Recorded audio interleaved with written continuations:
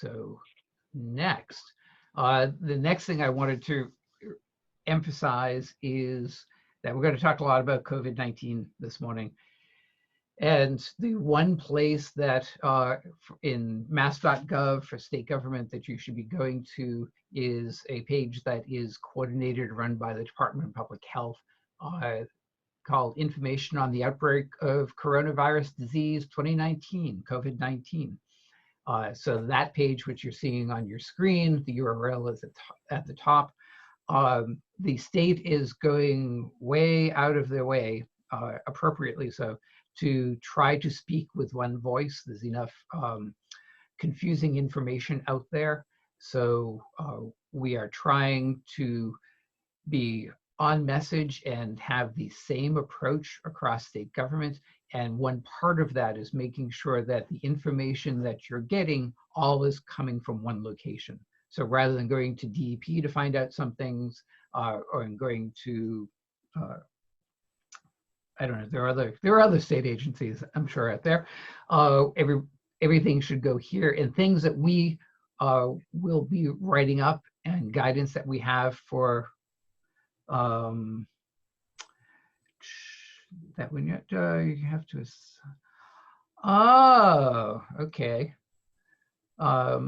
So I'm going to ask somebody a question to continue typing. Jennifer Peterson, do you think I can do that while I'm actually running a meeting? So this is part of the upgrade to get more people on. So that web page is where we want everybody to go for information. And anything DEP creates, guidance, questions and answers, that sort of thing, will be posted here as well. So that's the kind of bigger picture message that we have.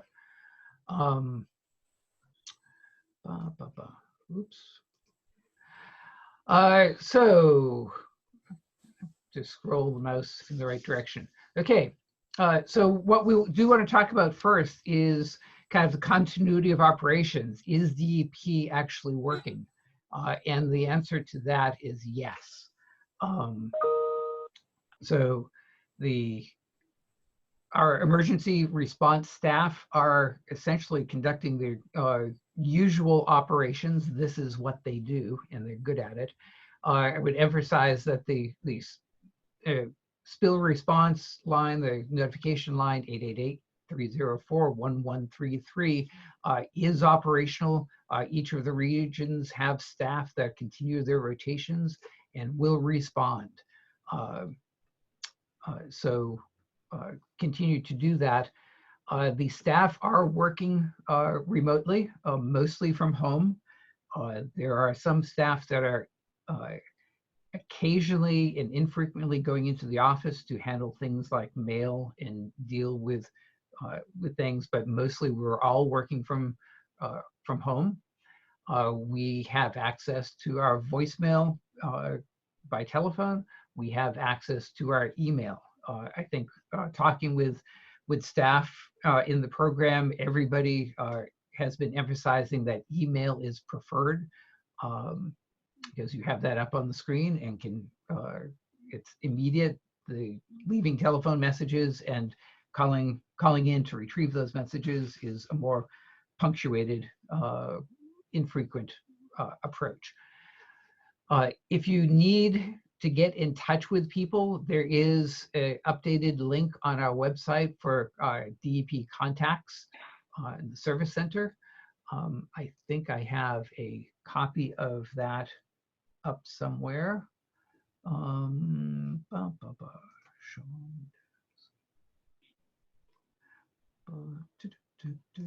we go. So this is it. This is at, if you look, MassDEP Contact Service Center, it's right off of the main page. And it has things like searching staff by name and location, searching for contacts based on environmental issues of concern, and a lot of listing of things that can be done easily online. Of course, looking at our 2020 site list and downloading documents is one of those. So we have that. There we go. Oh, now you're just seeing me. Sorry. This is the part where I say patience as I keep jumping back and forth with things. So the contacts lists are there. We're trying to make sure that we are continue to be accessible to you and be able to answer any questions.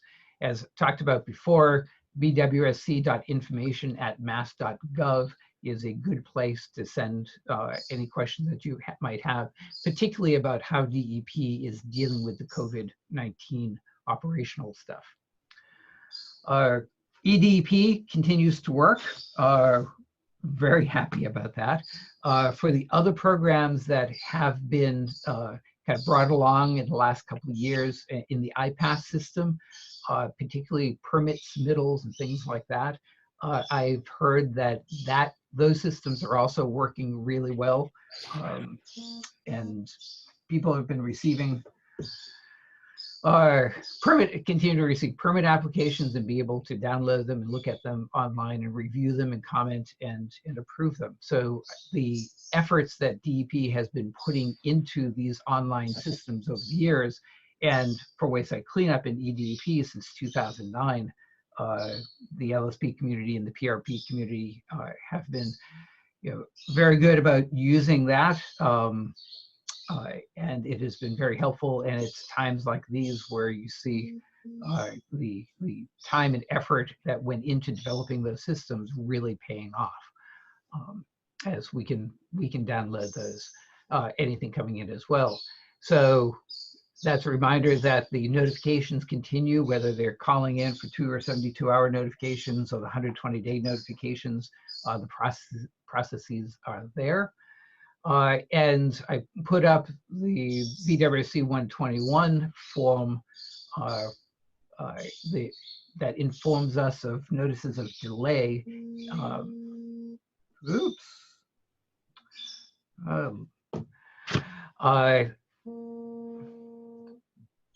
Okay, this is weird. Notices of delay that that you can use to let us know that deadlines are not going to be met, and putting that off. Sorry, I'm being distracted by a very persistent Luke Rogers. So Liz, would you mind talking a little bit about the delay and the focus on time critical conditions and postponing things where appropriate? And while you do that, if you don't mind, I'm going to try to work in the background a little bit to see if we can extend the meeting to a larger number of people. Okay, and just to let you know, I have Gerard on speakerphone, so we can use that as a backup plan to hear from him. So I wasn't paying attention. So Paul, I assume you were talking about this slide about continuity of operations. We continue to man the emergency response line and are responding to notifications. And you should continue to make those notifications. All of our staff are accessible by email and telephone, and as the slide indicates, we prefer to be contacted by email. EDP, we have the benefit of that for submittals, and we encourage you, to the extent that you're able, to continue to make those submittals. We understand that there may be delays related to getting access to people or out to the field, and we understand all that. But to the extent that you're making submittals that are already in the works and that doesn't represent an interruption to you, we'd like you to continue to try to make those submittals. That includes the 120-day notifications using BWSC 103. And we also have a transmittal form, BWSC 121, that is the notice of delay transmittal form. It doesn't require an LSP signature, so it can be submitted by the party doing the work. And it requires that you upload an explanation of the delay. So in that, you would identify whatever deadlines are being delayed. Obviously, we know the reason why. The regulations state that you estimate the duration, and for that, you would indicate, you know, until the emergency conditions are over and you can get back to doing the work you need to do. So we would encourage you to use BWSC 121 for providing that notice to us. And we're recommending that you prioritize time critical conditions, site security issues, any safety hazards out at the site, in terms of ongoing construction activities, securing the site to the extent you can. Dust control measures was a question we had. We had recommended that that's probably not necessary during this period of time in most cases, unless you have large open areas or issues with people nearby. Same kind of approach towards active remedial systems. APMs, active exposure pathway mitigation measures, we want those to continue to operate. And with the focus, of course, on any of those systems that are addressing imminent hazards, keep those operating. Executive order extensions and essentials. I think I will hold here in case Paul is able to pop back. Oh, I'm able to pop back. Okay. I haven't been able to find a way to extend the number yet.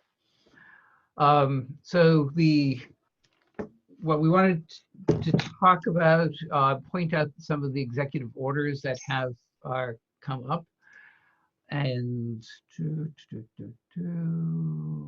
could I make one observation with regard to the notice of delay component of the discussion, which is my best memory without having gone back and looked is I think there is text from DEP, maybe it's in Q&A, I'm not sure exactly where, that indicates that if you have a delay, even if it's for a good reason, technically you're still in non-compliance if you've missed a deadline that's in the regs. Under these circumstances, my best guess is DEP is not going to put a lot of enforcement effort into that kind of stuff. But the residual concern is that if you're an eligible person, in order to get the benefit of liability protection under 21E, one of the requirements is you have to do your MCP work in compliance with the rules. And if you miss a deadline, it's the kind of thing where I know DEP uses the phrase come back into compliance, but there is then that problem that remains even after you've caught up or whatever you've done, you know, in the best case situation. And so there's this theoretical legal risk that you've blown your eligible person protection for good. I was curious as to whether you had any thoughts on that and what, if any, fixes we might put in place if that problem, if I've not figured out the solution to the problem that's already there.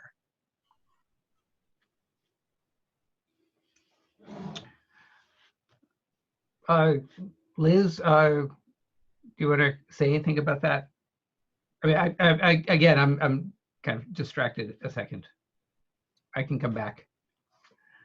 I don't know if I can say anything definitive about that yet, Ned. We have been talking about that, and in terms of providing reassurance on issues like that. Those are some of the things that we're trying to be able to provide at some point, some written expression of what kind of enforcement discretion is going to apply in these cases. I think generally we're viewing this as understanding all of those situations. We're trying to understand them and take a position that is going to meet the circumstances. And so I think that's our general approach. We haven't been able to kind of spell out and get to kind of more specific questions like that, but that's how we're viewing it. Liz, this is Steve. Yeah. Wasn't there some talk about considering the current situation as a force majeure kind of a situation? That's also something that is under discussion. If you do refer to the BWSC 121 form, there's a checkbox that we would expect people to use in this circumstance, which is I'm submitting this under a force majeure condition. That is a term that we have defined in the regs. Our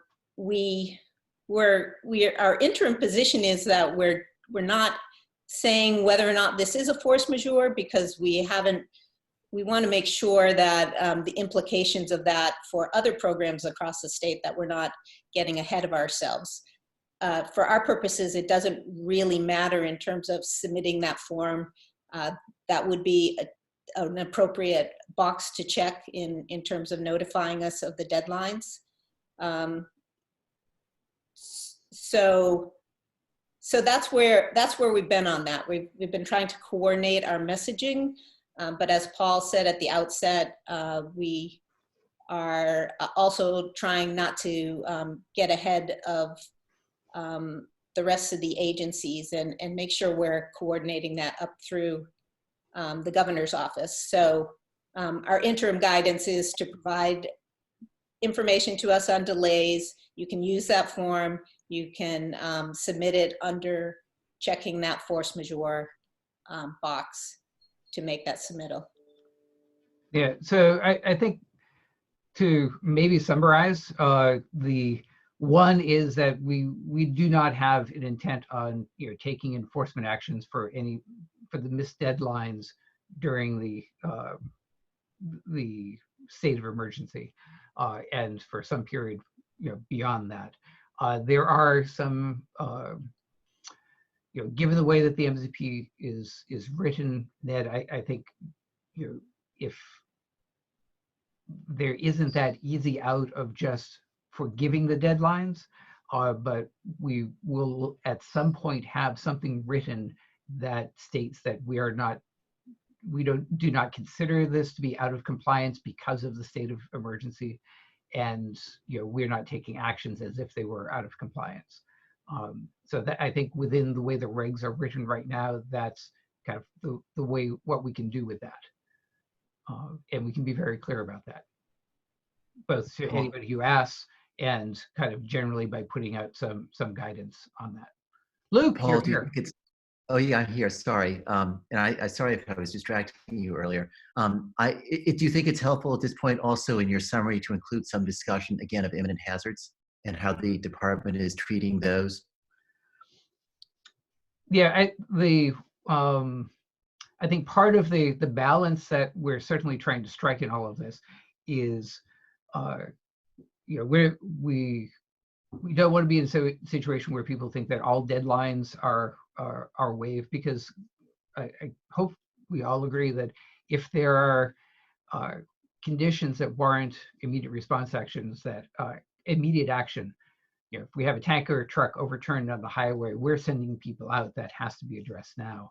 If we have imminent hazard conditions where people are being exposed at excessive levels, we do want those conditions to be addressed. And those are the type of things where in the slide previously said prioritize those time critical functions or actions that are necessary.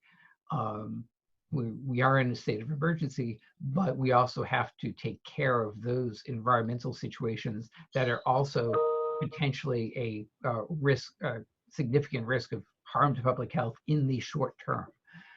So, which is why the notifications are important, to have them continue to come in, whether they're 2 or 72-hour notifications that require more immediate action, or the 120-day. Without knowing about them, we don't know and can't judge whether actions are appropriate or not, are needed. But anything that can be put off without putting the environment and public health at risk should be given a lower priority. And even if that means missing some deadlines, DEP will have a written statement saying that basically we're okay with that. The language of how one says that will be worded very carefully, as you would imagine. But we do want to make clear that during the state of emergency, people should be going out only to deal with those situations that really pose more of a risk than the risk that we're trying to address in the COVID-19 state of emergency.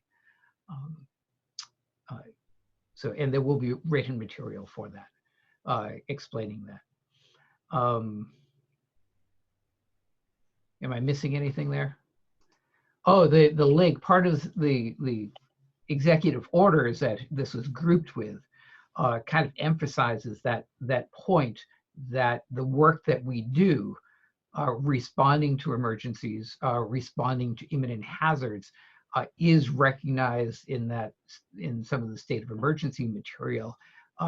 One of them identifies the essentially, without using the words, the LSP community, workers who are dealing with hazardous waste assessment and cleanup as emergency essential workers that can and should continue to work during the state of emergency.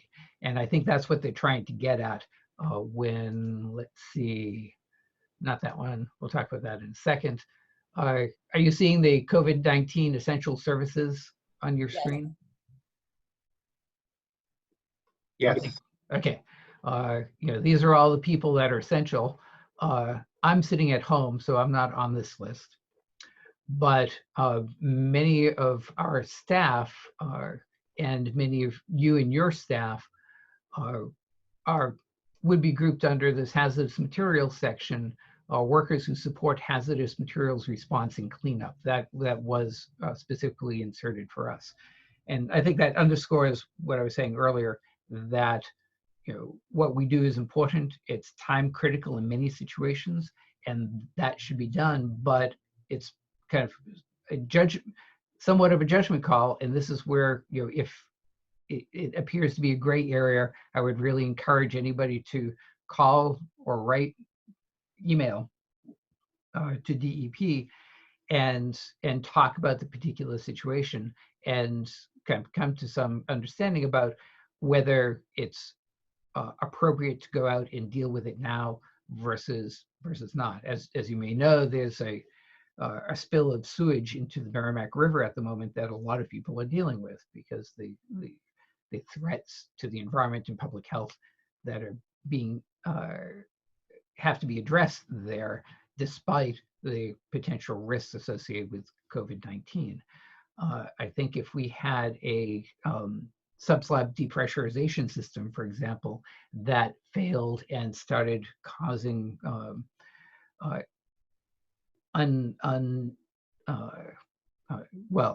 unacceptable, significant risks to indoor air for the people living there. We don't want people to be put in a situation where they shouldn't be breathing the air, but they can't go outside to get fresh air.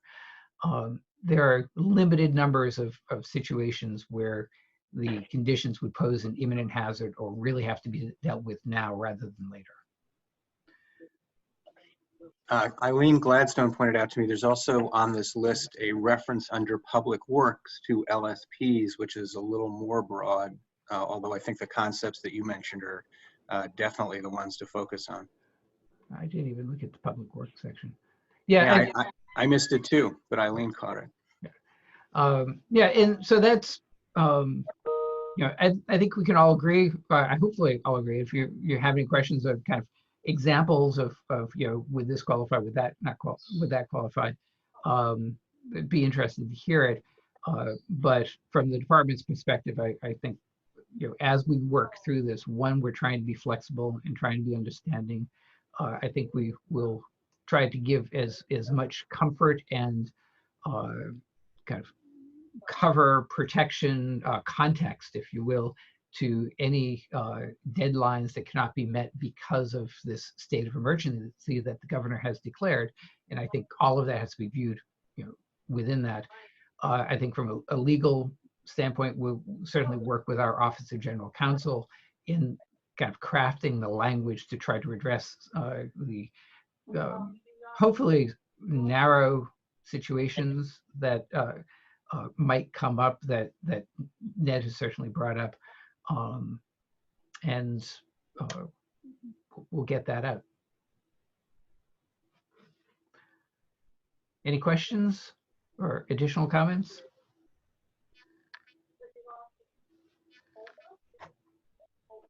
I hear a voice, but I'm not sure if it's asking.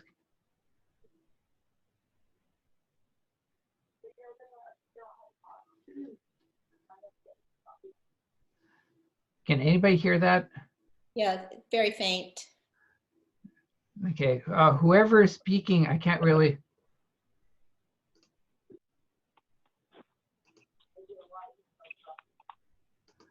And it may be somebody that just has is talking in the background.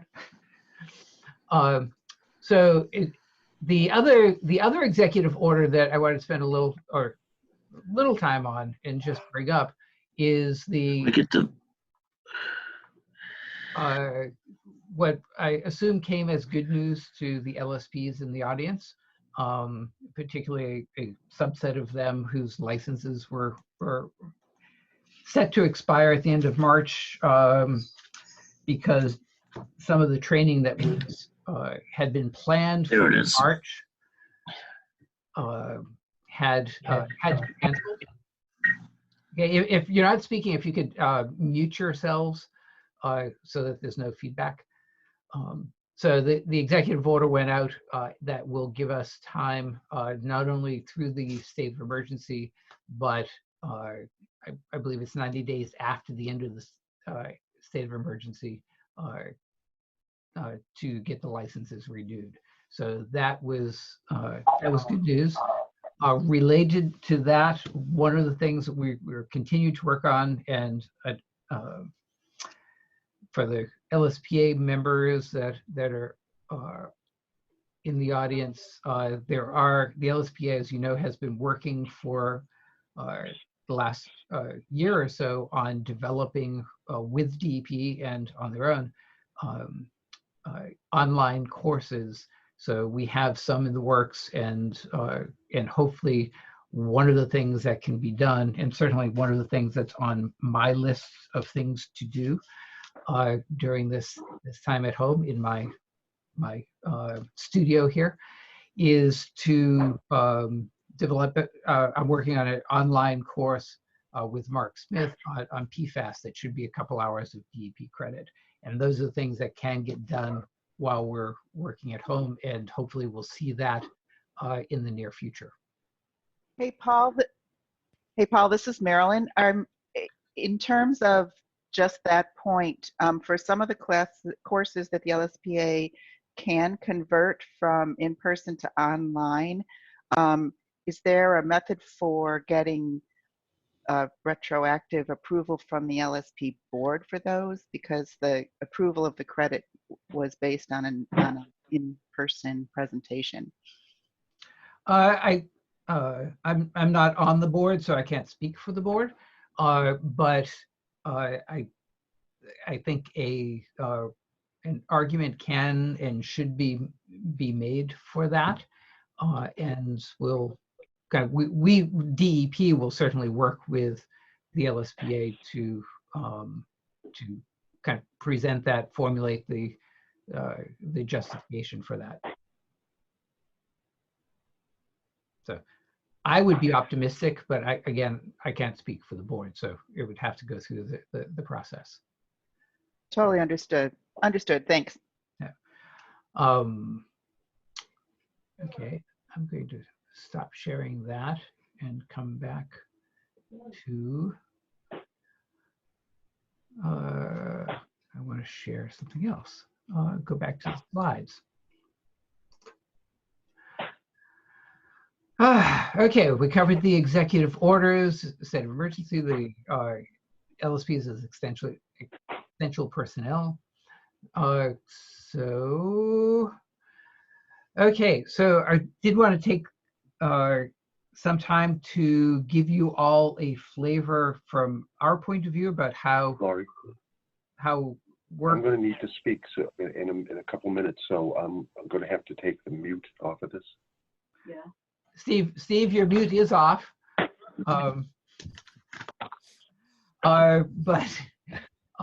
sorry, I didn't realize that. That is a good transition. I wanted to go around to all the DRDs who are online and ask them to speak about how the regional operations are going and kind of what is being done, what might take some more time to do, and how things are going. So Steve, since your mute is off, would you like to go first? All right, and then I got to figure out how to put back on mute because I thought it was silent for a while there. So things are going pretty well with staff being able to access reports and review reports online. There was a conference call on one case with EPA and OGC and the wayside cleanup staff on a site in Woburn that went off fine. So everybody seems to be adjusting and coping with the disruption. You know, there are some situations where, you know, a face-to-face conversation could, it could resolve something in a couple of minutes, and you wind up emailing, you know, back and forth 10 times. But overall, staff are adjusting pretty well in the Northeast region, and I think maybe another region. The ER staff have taken state vehicles home so that they're readily accessible to get to a spill or an incident. And so I think overall, I think we're taking the same approach that you described with respect to deadlines and enforcement and things like that. So we're getting through it all right. I haven't heard of any major problems at all from the section chiefs or the staff. A couple people have had to go into the office to get some download some materials, but other than that, everything's going fine. That's it. Okay, thanks, Steve. Mark Baldy from the Central Region. Yeah, I would echo Steve's remarks that things are going fairly well. Staff is adjusting to the new world order and getting the work done. ER hasn't missed a beat. They responded to several spills this week and last week. They're processing RTNs. They're working with our contractors. They're approving IRAs. The auditors are reviewing and scanning permanent solutions that come in, and our site managers are working with the LSPs and PRPs to keep site work moving. We're talking with legislators and municipal officials frequently. We do have some files that we don't have instant access to, and we do need to work out, you know, with our staff getting some of those files. But mostly, although it's not business as usual, things are going pretty well. EDP is working well, thanks to Paul's, you know, vision from years ago. And, you know, I would say if you have to contact us, contact myself. Kevin Dowse is our emergency response section chief. Mike LeBlanc is our site management section chief, and Rebecca Buswell is our audit section chief. So any of those of us will try our best to get back to you quickly and keep things going as normally as we can.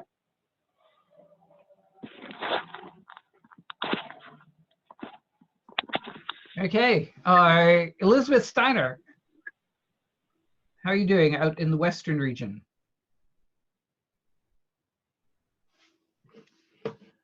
Elizabeth? Do I have to go and find you and unmute you? Ba, ba, ba.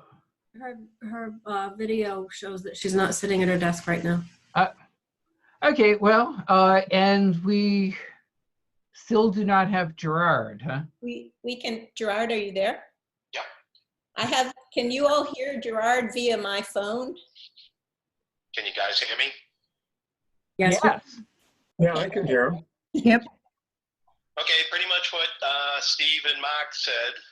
We're also working on site discovery sampling plans, so when this thing breaks, we'll be able to get out in the field.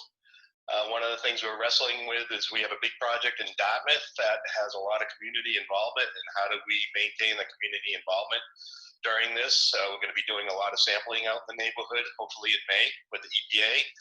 And our goal is to have a public meeting in April, and so we're trying to figure that out. You know, this approach can only have 100 folks at a time. Some of our public meetings we've had out there had 250 people, so that's going to be a challenge. But ERs are on the ball and have been right from the start, and everybody's still reviewing reports. I do go into the office a couple of times a week to get letters out, so we're still working on that. And it seems to be getting better every day. Okay, thanks, Gerard. That actually was great audio.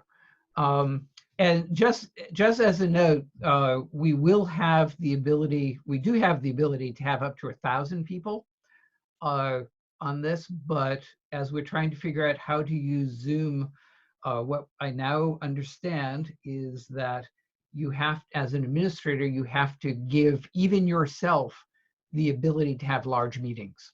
So even though we paid for an account that will host 1,000 people, I only gave myself the ability to host 100, and I can't change it mid-meeting. But from now on, after I get off this meeting, I will give myself extra privileges, and we'll be able to host larger meetings. So Gerard, this is an option. We can talk about it later. Paul, for what it's worth, the participants at the bottom of the screen now says 101. Ooh. Oh yeah, look at that. Okay. Yeah. Maybe it did take. I'm trying to do this on another computer off to the side, and it doesn't show it there, but we have 101. Excellent. Gerard, you might want to try hooking up and seeing. Maybe we can get up to 102. Gerard, you can try again. It looks like more are getting in, but I'll leave you on. Yes? I was just saying, Paul, if you want, I can just give a quick word from OGC as well. Yep. Oh, just so we're also, we're Luke Rogers. Oh, I'm sorry. I'm Luke Rogers. I'm the Chief Bureau Counsel for the Bureau of Wayside Cleanup in the Office of General Counsel. Just a quick word, we're somewhat lucky as lawyers in that our work is more document focused. We're probably less tech savvy than our client, so we probably struggle a little bit more with trying to make the state IT system work from our homes. But we're managing quite well and very busy, as you might imagine. I actually had a quick question for the attorneys who are on the committee. Have you tried to record anything with the Registry of Deeds electronically? Are they still taking AULs or what have you at the registries? Ned, I don't know, have you any experience with that? I haven't had to take a shot at it. I know I've seen a lot of different emails circulating at my office, frequently from the title companies, trying to provide updates in terms of what's happening at the registries. And I think it's a bit case by case, and I think they're not encouraging people to come to the counter. So I don't have a specific answer. I guess if you needed to put an AUL on record, I'd try the website of the relevant registry or perhaps a phone call to see what the latest and greatest is. Thank you. Yeah, Luke, excuse me, it's Michelle O'Brien. I don't have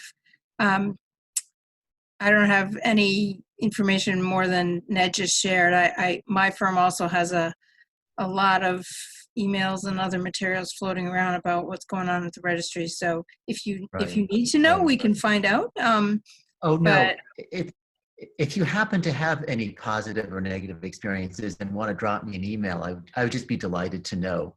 I'm not recording stuff myself, so thank you. yeah, and Paul, FYI, you're up to 104 participants.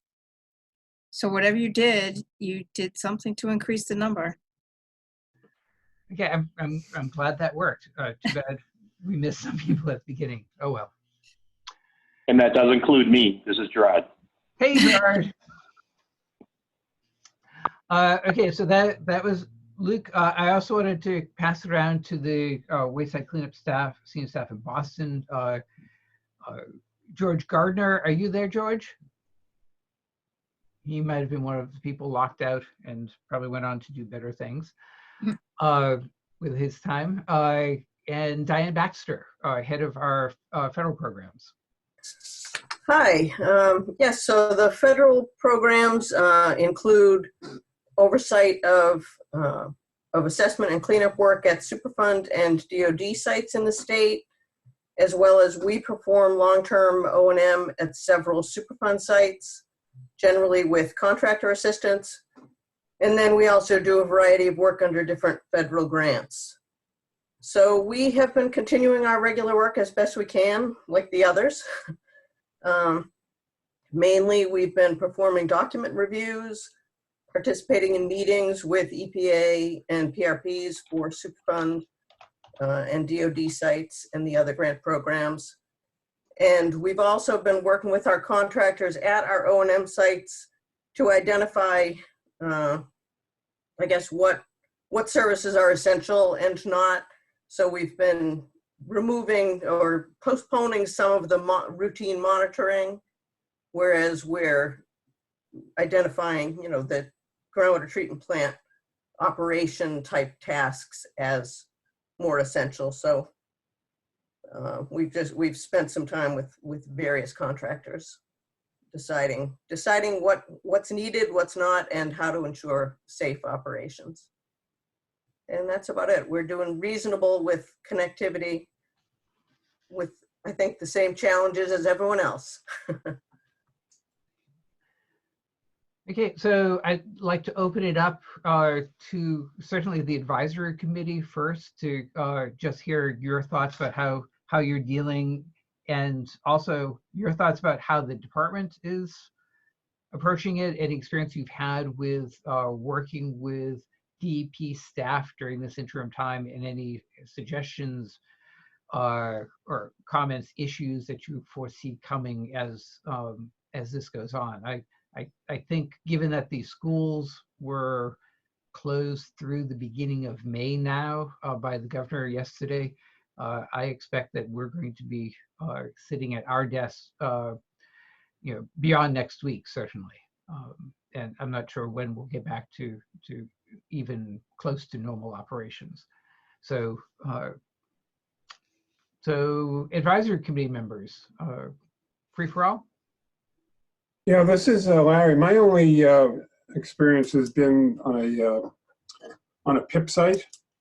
And we, because of the situation, we're actually able to do the last of our public meetings, actually not do the last of our public meetings, but accept comments by email and telephone, acknowledging that we weren't going to get a bunch of people together. Mm-hmm. And Karen was very helpful. There was no problem with getting that approved by DEP. Good. Anybody else?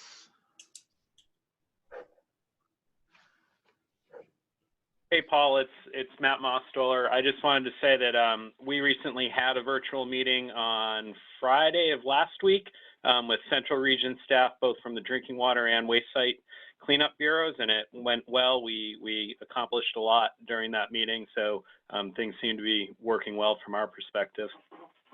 Good, good. I know we have been doing in the other programs large virtual meetings. Jennifer Peterson, who is on the line today with us, has been helping out our Bureau of Water Resources. The commissioner has been speaking to the water suppliers and the wastewater treatment plant operators, kind of dealing with very specific issues there, with meetings that were upwards of 300 people, which is why Jen knew how to give authorization and help me out here.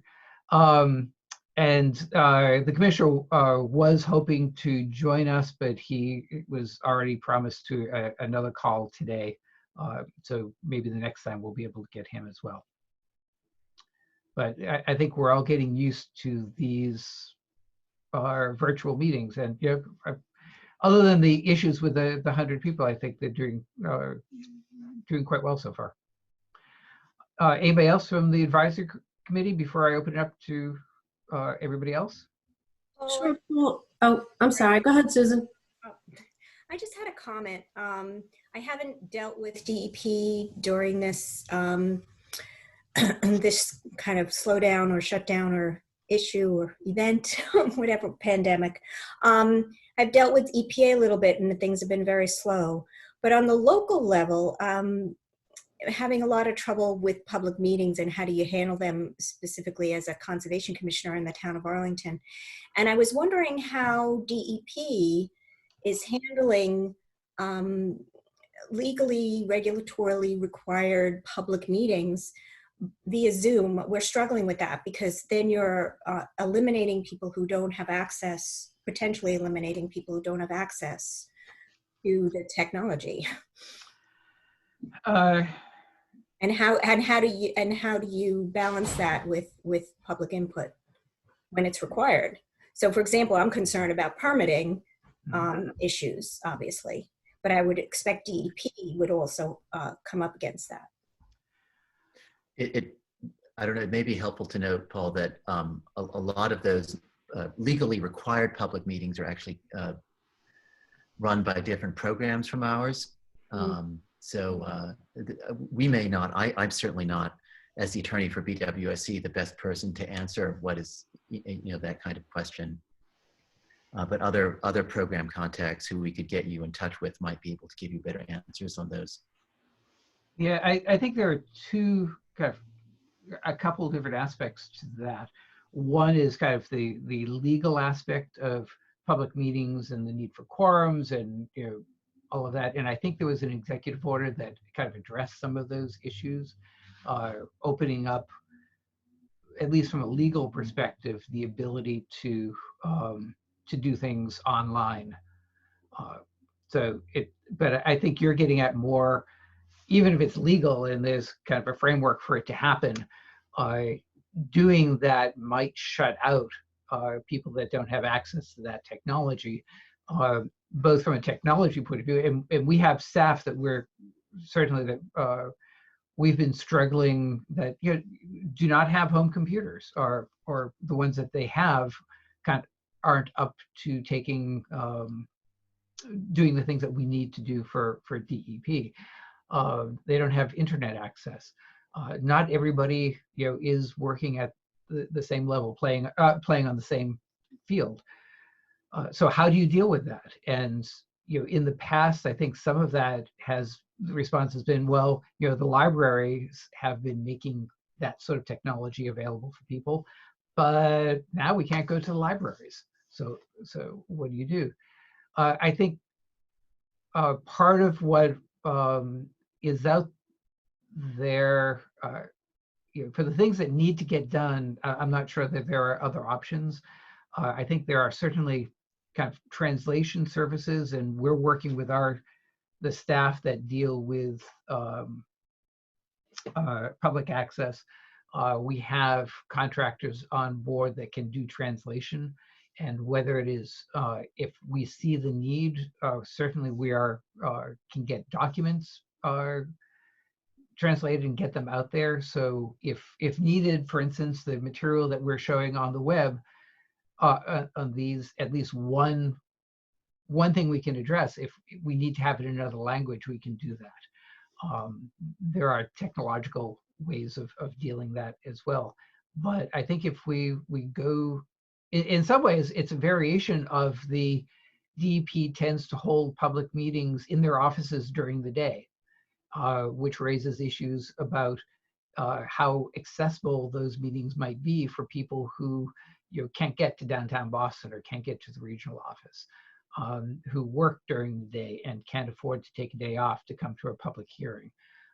So we do struggle with that in a variety of contexts, and this is just making it a little bit more difficult. So, but we are thinking about it. I don't know if that helps at all. I think we're all just on a learning curve here on how to be more inclusive. Yeah, yeah, and the important thing is to keep it in mind, and not just rely upon it, and to view all of this as being really a work in progress. I mean, one thing that I found in talking with people, and not just at work, but kind of elsewhere, is if it's human nature to want the answers now, to want to know, okay, we have this problem, how are we going to deal with it? And the hardest thing for me and my family and the people I know and work with is to take that deep breath and think, we're just not going to know. Today, we might not know by the end of the week. We might not know the answer to that particular question next week, but we are going to get more knowledge as we go along, and we'll figure things out. Anyway, that's where all my anxiety is coming from. Anybody else from comment, observations, questions before we leave? I just wanted to say, from a LSPA perspective, we appreciated being included on that essential list. We do have activities that we really can't put off, and we appreciated the flexibility to make those judgments. And from a let's see, just emailed our conservation officer. Excuse me. We had a virtual Conservation Commission meeting by phone. It was by teleconference, so the public was able to call in without having to have computer access. Yeah, you may notice if you scroll around the screen, I mean, Zoom does not require computer access as well. Obviously seeing the things on the screen, you need it, but hopefully it is at least partly useful and helpful to listen in and join by phone. Right. And we did actually, in the town of Swansea, we had a Finance and Advisory Committee meeting by Zoom. There were folks that joined in by phone and folks that joined in by video. So